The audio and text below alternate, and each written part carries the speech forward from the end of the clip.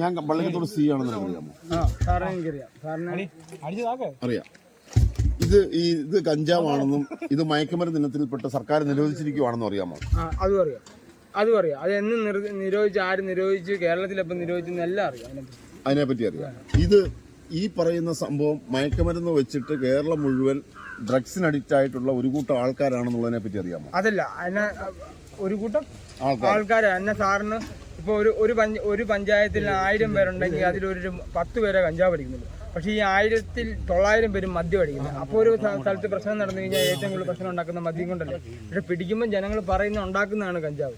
ഞാൻ ചോദിക്കട്ടെ, MDMA ഉണ്ട്, പ്രതലീനുണ്ട്, മോർഫിനുണ്ട്, അതുപോലെ തന്നെ LSD ഉണ്ട്. അതിനൊക്കെ കാശ് വേണം. അതൊക്കെ വലിയ കാശ്. അല്ല, ഞാൻ പറഞ്ഞ അങ്ങനെ കാശ് 2000 രൂപയില്ലേ?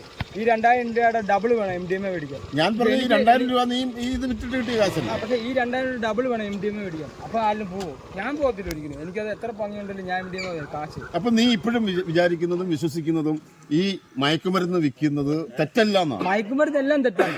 ആശുപത്രി. പക്ഷേ ഇത് മയക്കുമരുന്നാണോ? അല്ല, ഇത് മയക്കുമരുന്നിന്റെ കൂട്ടത്തിൽ സർക്കാർ 85 പെടുത്തിയത് വെറും 29 വർഷമായത്.